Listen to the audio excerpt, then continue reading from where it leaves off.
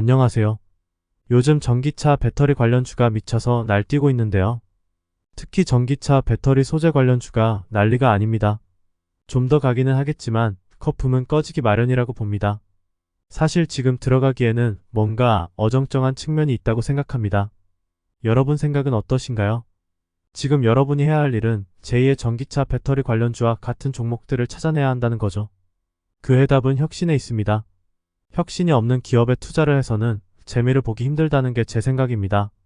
앞으로 미래 산업을 선도할 수 있는 기술을 연구, 개발, 투자하는 기업을 찾아내야 합니다. LG가 2차 전지에 투자를 시작한 건 30년 전이라고 하는데요. 물론 최근에 빛을 보고는 있지만 몇 년 전까지만 하더라도 적자를 면치 못하던 사업이었습니다. 하지만 미래를 내다보고 수십 년간 꾸준히 투자를 한 거죠. 그리고 지금 대박이 난 겁니다. 이 차트는 액면 분할 전 테슬라 월봉 차트인데요. 바닥이 3,000원입니다. 그리고 120만원까지 급상승을 했는데요. 거의 400배 상승했네요. 이런 주식 하나만 바닥에서 잘 골라서 장기 투자하면 여러분도 평생 돈 걱정 없이 사는 겁니다. 백날 해야 몇 푼 벌지도 못하는 단타만 하지 말고 말입니다. 테슬라도 재작년까지 탄소 배출권을 팔아 처먹으면서 간신히 버티던 기업입니다. 그러니까 수십 년간 적자였던 기업이라는 겁니다. 하지만 남들보다 먼저 미래를 내다보고 혁신에 투자를 한 게 대박이 난 거죠. 쿠팡도 마찬가지고요. 수조 원의 적자를 보면서 버티다가 최근에야 흑자를 내기 시작했습니다. 쿠팡의 성공에는 손정혜 회장의 미래를 내다보는 안목과 인내심이 컸다고 보는데요. 지금 누구나 알고 있는 넷플릭스는 어떤가요? 작은 비디오 가게로 시작해서 글로벌 온라인 스트리밍 기업으로 거듭나며 거대 엔터테인먼트 기업인 디즈니의 주가를 따라잡았습니다. 또한 삼양식품의 주가 상승도 불닭볶음면이라는 신제품을 통해서 가능했다는 겁니다. 모두 하나같이 혁신에 그 해답이 있다는 겁니다. 혁신을 통해 차별화를 이루고 선도해야 시장 지배력을 강화시킬 수 있기 때문입니다.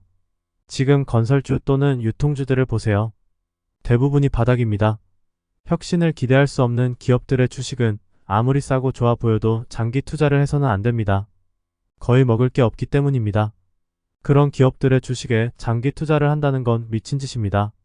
장기 투자는 혁신을 기대할 수 있는 기업들의 주식에 해야 합니다.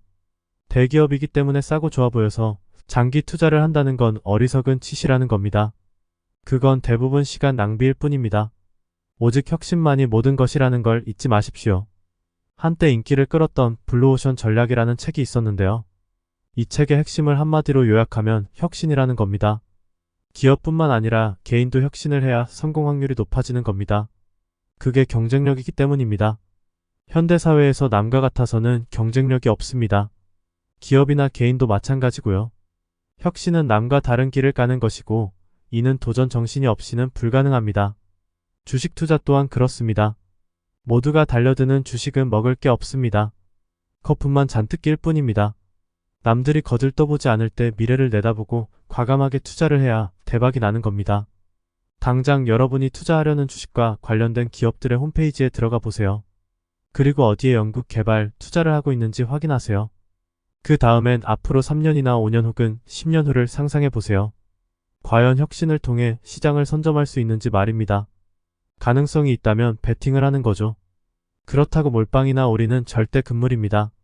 아무리 확신이 가더라도 분산 투자는 필수라는 걸 아셔야 합니다. 서두르지 말고 조정할 때마다 여윳돈으로 조금씩 모아 가는 것이 좋습니다. 특별한 경우가 아니라면 매수 기간을 한 1년 정도 넉넉히 잡으세요. 그 중에는 쭉정이가 나올 수도 있습니다. 하지만 분산 투자한 종목 중에 두세 개만 성공한다고 해도 엄청난 수익을 안겨줄 겁니다. 그리고 계속 그런 방식으로 주식 투자를 하는 거죠. 여러분이 이렇게 두세 번만 성공한다고 해도 앞으로 노후 걱정은 하지 않아도 될 겁니다. 제가 분명히 밝히지만 앞으로 주식이 부동산보다 훨씬 유용한 투자 수단이 될 확률이 높습니다.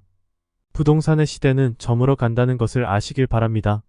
그러니까 괜히 부동산 시장에 얼쩡거리지 마세요. 이제 투자의 대세는 주식이 될 확률이 무척 높습니다.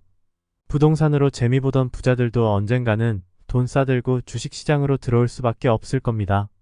돈이 안 되는 부동산을 언제까지 붙잡고 있을 수만은 없을 테니까요.